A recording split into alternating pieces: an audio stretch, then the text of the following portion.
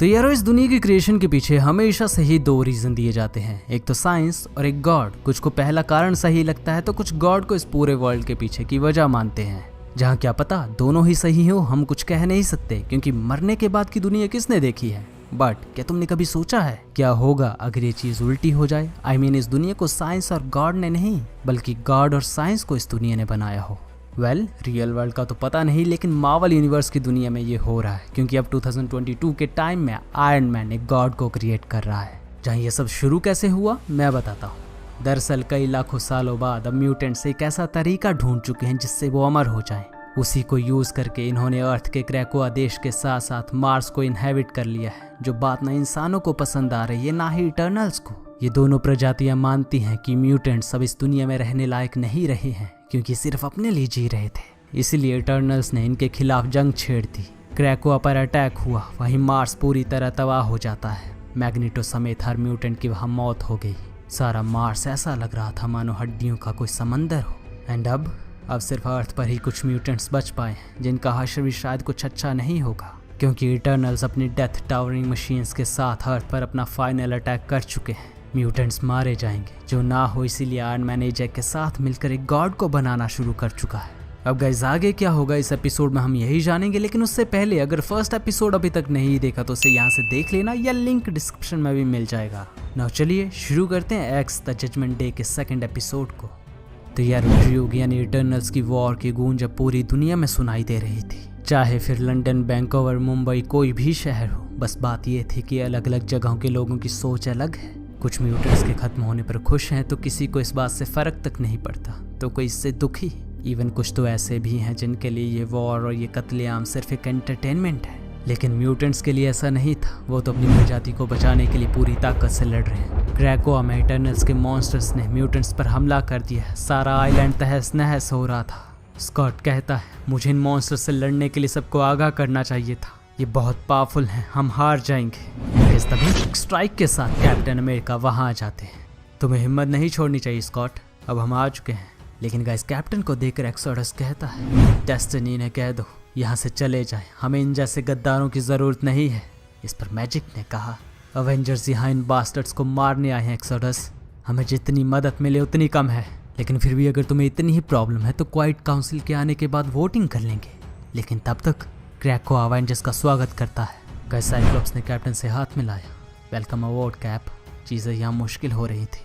तो कैप्टन कह रहे हैं हम दोनों ने इससे भी बुरा वक्त देखा है तो इससे भी गुजर जाएंगे। और वैसे आयरन मैन तुम्हारे लिए एक बहुत पीसफुल सोल्यूशन पर काम कर रहा है स्कॉट।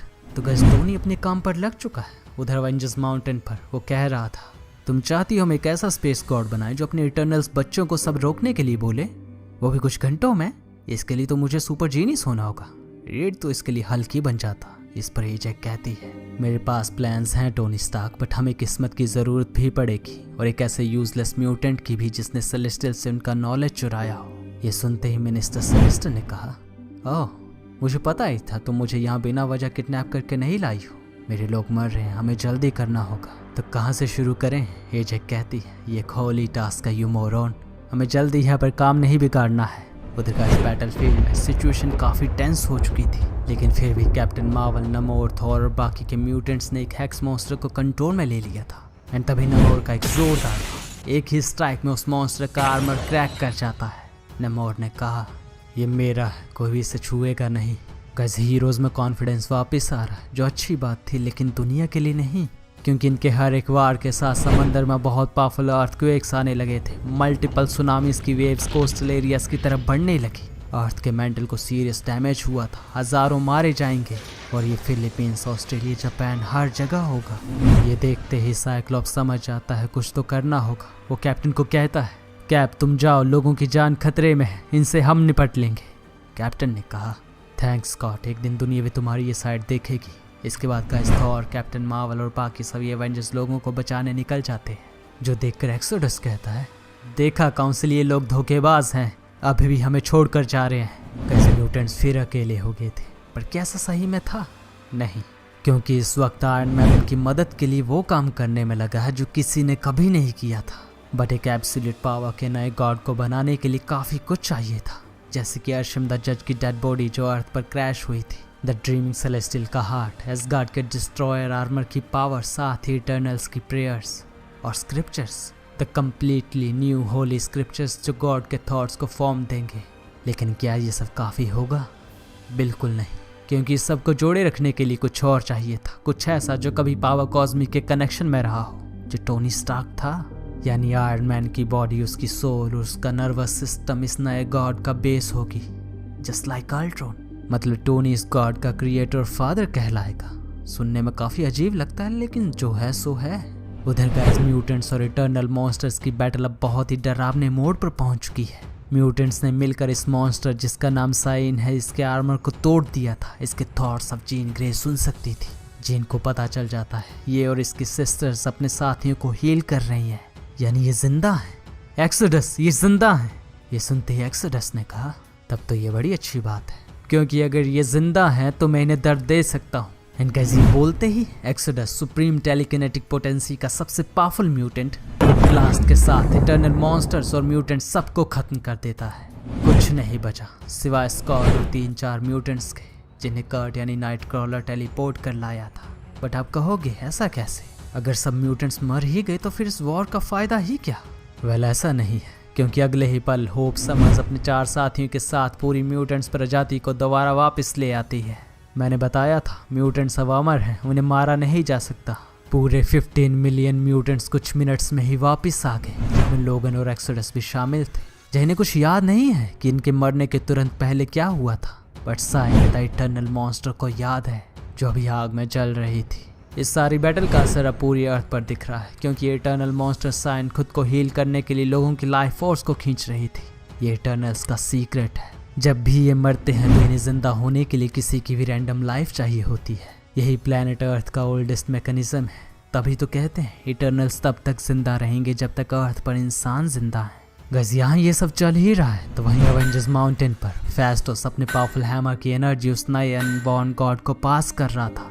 शायद ये सब अपने आखिरी पड़ाव में था। बट टोनी कहता है, ओके मुझे पता मैं बहुत देरी से बोल रहा हूँ, लेकिन एजक क्या तुम श्योर हो? क्योंकि सेलेस्टियल्स ने पहले भी हमें मारने की कोशिश की है, और अब जब हम खुद एक सबसे पावरफुल वन को क्रिएट करने वाले हैं तो आई डोंट नो ये कैसे रिजल्ट्स लाएगा। एजक ने कहा, टोनी स्टार्क के डाउट्स का टाइम नहीं है, मुझे ये सब पता है, इसलिए इसे हमने अपनी सोल की तरह क्रिएट किया है। सो डोंट वरी, ये हमारी ही सुनेगा। ये सुपर मिनिस्टर सिनिस्टर कहने लगा, तो फिर क्या मैं ऑन का बटन दबा सकता हूँ?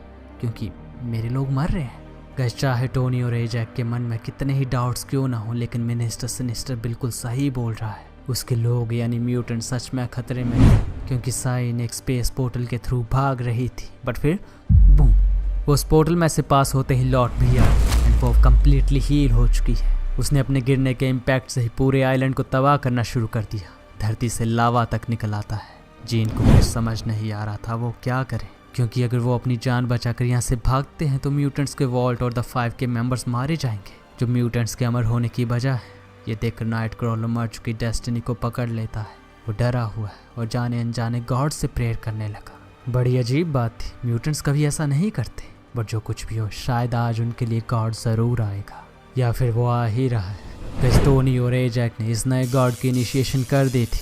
इनका गॉड जिंदा होने लगा है और इसलिए वो जज भी करेगा। सेलेस्टियल गॉड ने आते ही सभी इटर्नल मॉन्स्टर्स को रुकने का आदेश दे दिया, जिसे मानना ही इनकी किस्मत है। इसीलिए सभी इटर्नल हेक्स मॉन्स्टर्स वापस लौट गए बिना किसी सवाल के, जो एक बहुत खुशी की बात थी। ये देखकर टोनी कहता है, तो ये काम कर गया?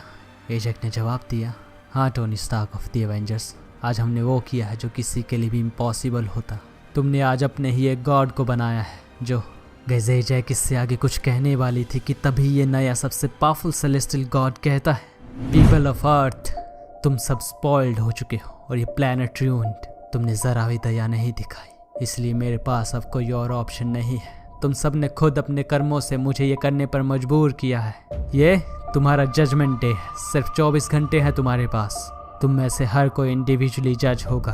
अगर तुम में एक घटिया इंसान होने से ज़्यादा कुछ मिला तो तुम जिंदा रहोगे, वरना तुम्हारे लिए कोई कल देखने के लिए नहीं बचेगा। देखा, अब तुम सब इम्पोर्टेंट हो, तुम में से हर कोई, जो तुम चाहते थे। इनका इसी डरावने मंजर के साथ ही एपिसोड यहीं पर ख़त्म होता है। अब क्या टोनी की ये क्रिएशन भी अल्ट्रॉन की तरह ही साबित हो रही है? नेक्स्ट एपिसोड में हम यही जानेंगे, जो आपको यहाँ मिल जाएगा। अगर आप इस वीडियो को लेट देख रहे हो तो इससे पिछला एपिसोड देखना हो तो यहाँ क्लिक करना, बाकी इस वीडियो को लाइक और शेयर तो कर ही देना। और ये जानना हो कि स्पाइडरमैन अगर किसी को ब्लड डोनेट करे तो क्या होगा, तो यहाँ से देख सकते हो। और चैनल को सब्सक्राइब नहीं किया तो वो भी कर लें। अब मिलते हैं नेक्स्ट वीडियो में, तब तक के लिए thank you and good bye.